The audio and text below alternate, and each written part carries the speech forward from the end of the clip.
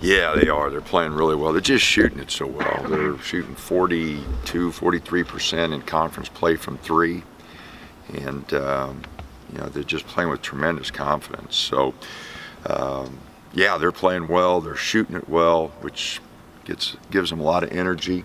So, going to be a tough assignment, no doubt. Different names down low, and they're forwards than normal, but they still pretty, physical and active on the boards. Yeah, Jace is real physical down there. Freshman Allen's been playing really well for him inside. So, they're really good mix of inside, outside. But again, with them shooting the three as well as they're shooting it, that really opens up the floor and creates a lot of problems. They're going about 9 deep, and you take Bearfield out of there, everybody else kind of seems like kind of filling in some roles for them there. That's exactly right. They mix and match pretty well. They do have really, really good depth, and with that, 5 or 6 of their guys in conference are shooting above 40% from three. So it's not like just 1 or 2 guys. They've got 4 or 5 guys that are all shooting pretty good. So you tell your guys then you need the second half against Washington State rather than the first half in terms of defense? Well, we're going to need to play well the whole game, but you're right. We can't give them easy baskets. They're going to score enough on their own. Our attention to detail on the defensive end has to be a lot better than what it's been, especially when you go on the road. Getting the crowd involved in that, you can't give up easy baskets. I think only one guy on this team's played over there in the mountains. Is that much of an adjustment for you guys? Does that factor in at all, you think? I don't think so. It is a different trip because you got to jump on a plane. Most of them you just go and you might have a bus ride, but you're pretty close. This one you do have to take a plane and make the next stop. But we've had trouble at Colorado. We've played okay at Utah. Every team's different. Every opponent's different. Every year's different. So we'll just see. I just told our guys, be prepared. We're going to have to play really well. Both these teams play very well at home, and we're going to have to play really well. And Coach, since the Bell Dorsey kind of team that you have, how much different has these past 2 years been for you as a coach, trying to evolve with these players that you have kind of interchangeable over these past 2 years? Well, with those 2 teams that Tyler was involved with, and Jordan was here for 3 years, Dylan 3 years, Chris Boucher 2 years. Those 2 teams, each year we were only mixing in 1 or 2 new guys. Our Final 8 team, Dorsey and Chris, came in that year, and then our Final 4 team, the 7 guys that played the most, only Peyton, was added. So you had that, a lot of returners, you had that experience factor.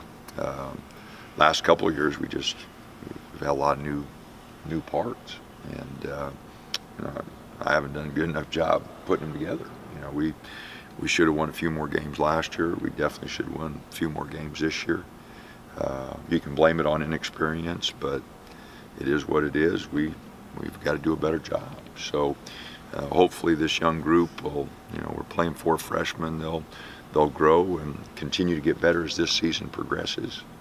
I'm counting on that. I'm counting on our vets, wanting to close it well and finish strong. So, but we got our challenges. We got 7 road games left, so we're going to have to come together as a team and hopefully play very, very well and play together. We've got to get defensive stops. We're going to have to rebound the ball better.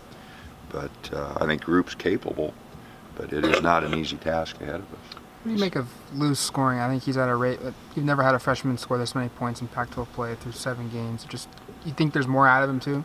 Well, I think since the first 4 or 5 games, in December there he was a little rusty, but I think he's hitting his stride. He's taking good shots. He's looking for his opportunities. We got to run a few more things for him because his numbers are continually improving. So we've got to run a few more things for him. But no, I think offensively he's doing some good things. Defensively, at times he lets up a little bit. I don't know if we're resting or coasting, but no, he's playing pretty good.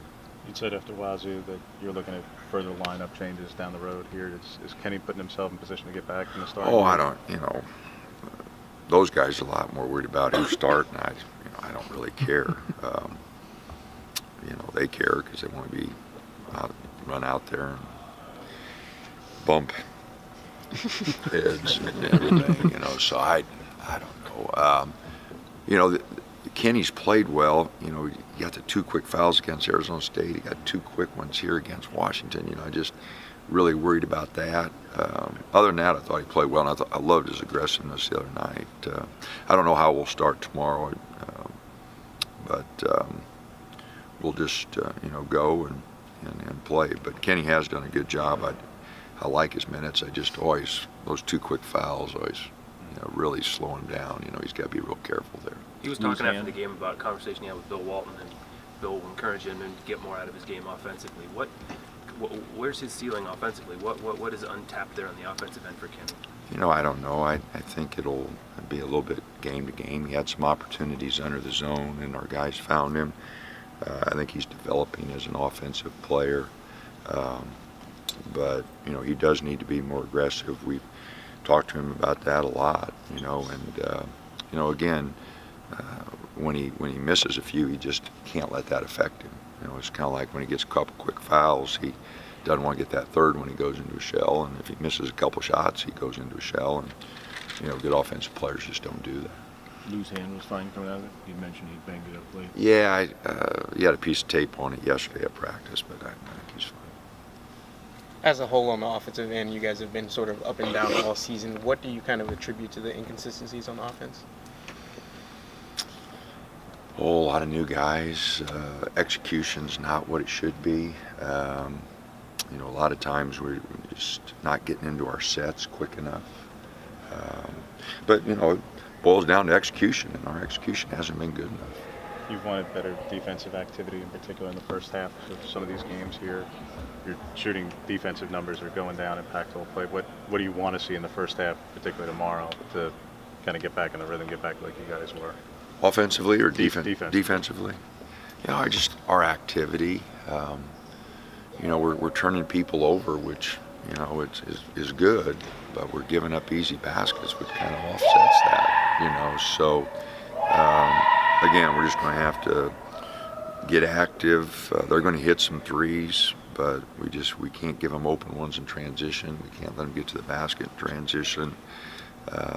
We got to do a better job. Like Pollard got off to a great start the other night, went 4 for 4 inside. Washington, the game before that, got easy baskets inside. We just, all around, our defense has just got to be much more active to start the games. What do you make of Peyton's play defensively? I didn't realize he was second in the conference in steals. It's kind of No, his activity, he's been struggling offensively. He knows that, so he's really, I think, made a conscious effort to get more deflections, get more steals, and we had 6 steals the other night against Washington State.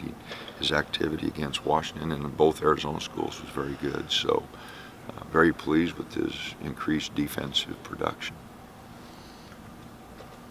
All right. Thanks, Coach.